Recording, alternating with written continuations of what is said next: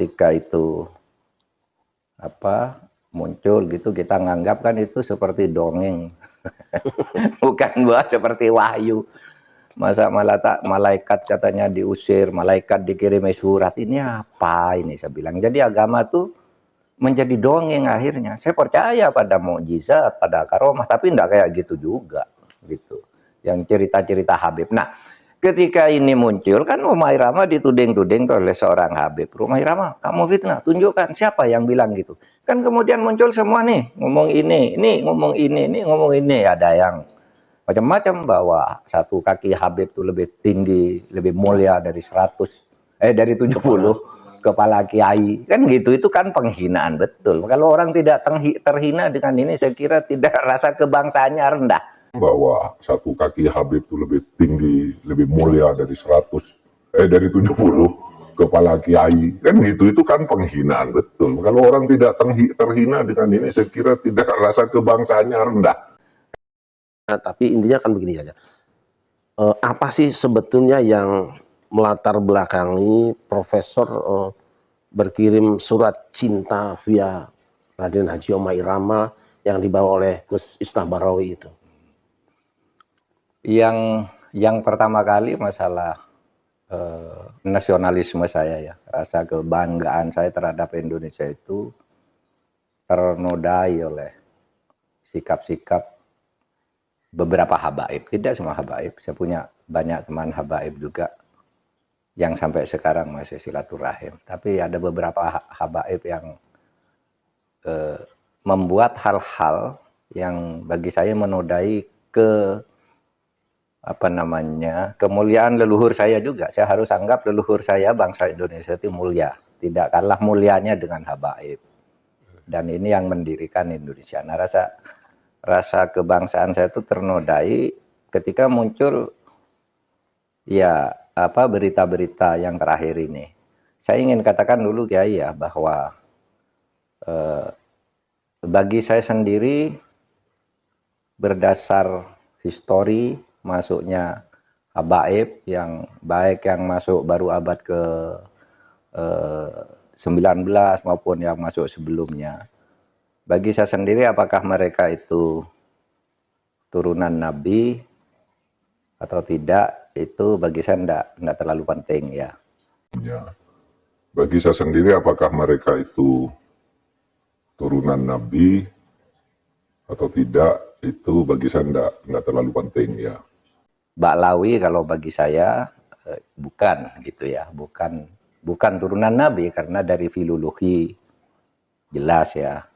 Kemudian dari historik jelas, kemudian juga DNA yang terakhir itu. Ba'lawi kalau bagi saya bukan gitu ya, bukan turunan Nabi karena dari filologi jelas ya, kemudian dari historik jelas, kemudian juga DNA yang terakhir itu. Yang sudah ini. Jadi saya tidak percaya. Tetapi bagi mereka yang percaya bahwa mereka itu turunan Nabi, ya silakan aja. Saya tidak keberatan. Saya tidak percaya, tapi bagi mereka yang percaya silahkan. Kan sama aja orang ngaku turunan Menak Jinggo, turunan Ken Arok gitu. Saya tidak keberatan gitu. Memang kenapa kalau turunan? Bagi saya tidak ada urusan. Tetapi yang saya kemudian tersinggung dari itu ketika peran ulama-ulama Indonesia dan para pejuang Indonesia itu diremehkan. Misalnya cerita bahwa proklamasi kemerdekaan Mei 17 Agustus itu karena bisikan Habib tertentu kepada Bung Karno, itu kan tidak pernah ada dalam cerita itu. Semua yang menulis selama ini, Bung Karno pulang dari Dalat, dijanjikan kemerdekaan, lalu terjadi sini tarik-menarik antara pejuang. Yang satu ingin merdeka secepatnya, yang satu menunda sesuai dengan persetujuan Jepang. Sampai Bung Karno diculik. Tanggal 16 itu diculik, enggak ketemu Habib. Diculik oleh pemuda itu, enggak ketemu Habib siapa, diculik, dibawa ke Rengas Dengklok. Pokoknya merdeka sekarang, kata Bung Karno, ntar dulu. gitu. Akhirnya sesudah itu malamnya rapat di rumah Laksamana Maeda. Laksamana Maeda itu adalah Dandim lah, Dandim kota Batavia, tapi angkatan laut kan karena di Batavia, Dandim Batavia kalau itu. Laksamana Maeda itu yang minta Bung Karno, Bung, kalau Anda mau rapat untuk merumuskan proklamasi besok pagi, di rumah saya aja, aman, saya yang jaga. Bukan Habib, nggak ada Habib. Cerita Habib ini nggak pernah ada. Laksamana Maeda itu yang minta Bung Karno, Bung, kalau Anda mau rapat untuk merumuskan proklamasi besok pagi, di rumah saya aja, aman, saya yang jaga. Bukan Habib, nggak ada Habib. Cerita Habib ini nggak pernah ada. Di dalam sejarah, kecuali dulu menjadi Usman Yahya itu menjadi muftinya Belanda. Usman Yahya itu menjadi muftinya Belanda. Yang mengharamkan kita melawan Belanda justru itu Habib, yang jelas itu tertulis dalam sejarah. Kalau Habib berbisik ke Bung Karno kapan? Dan tidak pernah ada cerita itu, gitu. Orang boleh mengatakan ya, oh, mungkin Bung Karno bicara berdua, ya tidak ada, sejarah itu tidak bicara, tidak percaya pada bicara berdua. Itu satu. Itu menodai, merusak rasa kebanggaan saya bahwa ini perjuangan bangsa Indonesia sendiri. Bahwa ada Habib membantu, ya bisa saja, kan bukan hanya Habib yang membantu. Anggota BPUPK itu kayaknya tidak ada Habibnya. Kalau Cina ada, Jepang ada, gitu. Arab non Habib juga tidak ada karena Abdurrahman Baswedan tuh kayaknya tidak BPUPKI, bukan masuk para pendiri gitu ya. Nah kok sekarang lalu Habib, lalu para pejuang dihabibkan semua kan, Diponegoro, siapa lagi? Imam Bonjol. Wah itu kebanggaan orang Jawa loh, Diponegoro itu. Lalu dihabibkan. Habib dari mana? Ya Habib dari mana gitu. Nggak ada sejarahnya yang menyatakan itu. Nah itu apalagi sekarang langkah-langkah khurafat ya yang dibangun oleh mereka, yang ketika itu muncul gitu kita nganggap kan itu seperti dongeng. Bukan buat seperti wahyu.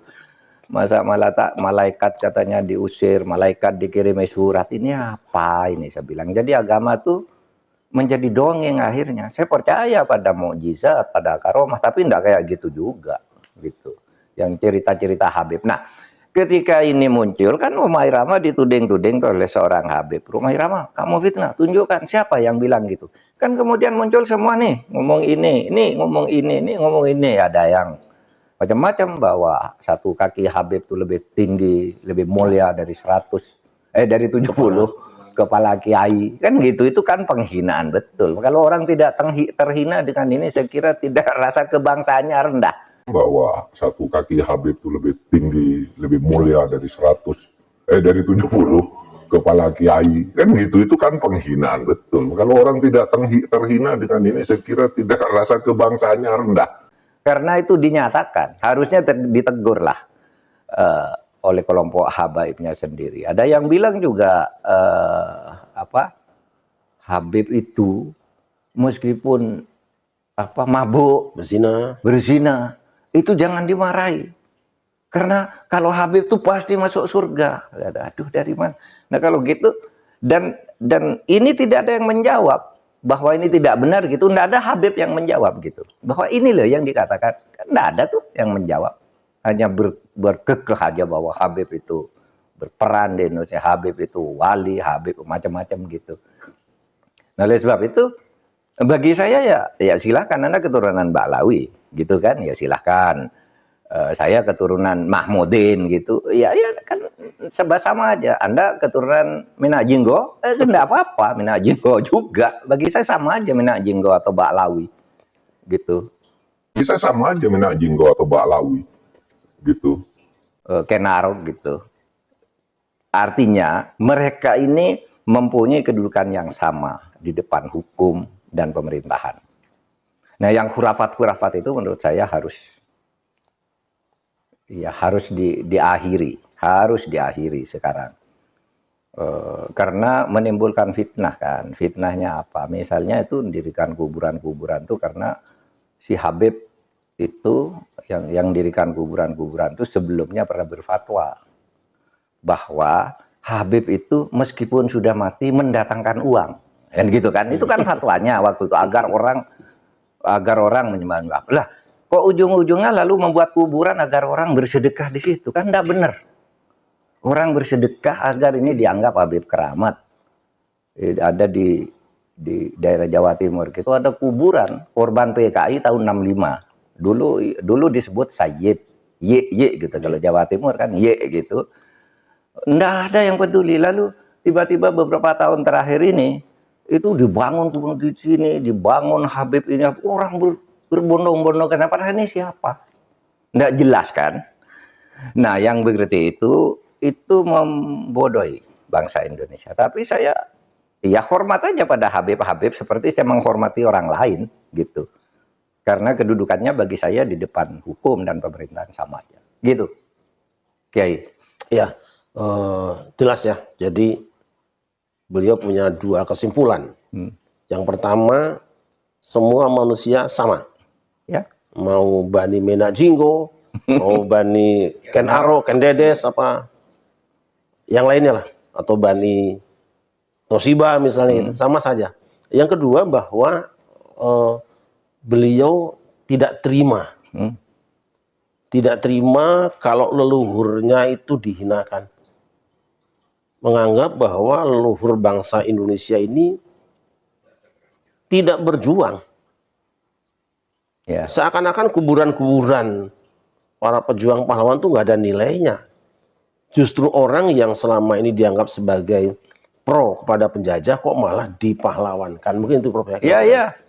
Jadi betul. Jadi yang membantu Indonesia itu berjuang sendiri. Satu-satunya bangsa yang mengusir penjajahnya adalah orang Indonesia dan bangsa Indonesia sendiri. Bahwa ada orang lain yang membantu bukan hanya Baba Alawi, Baba Alun juga. Baba Alun, iya kan? Iya. Baba Jack Ma. Belanda dulu yang mendirikan partai politik pertama di Indonesia itu dulu Belanda, namanya Eduard Weizsäcker. Multatuli. Iya, itu kan membantu Indonesia, gitu. Bukan hanya Habib. Jadi Jepang lebih banyak membantu daripada Habib. Malah kalau Jepang tuh memfasilitasi kemerdekaan itu sejak awal masuk. Minta agar lawan tuh Belanda karena kita bangsa Asia, bangsa yang sama dengan mereka. Kan itu Jepang. Sampai kita bangkit semua rakyat itu. Rasanya enggak ada tuh Habib-Habib waktu itu. Saya enggak tahu ya Habib siapa ya yang ikut-ikut begitu itu. Berjuang kemerdekaan Indonesia itu.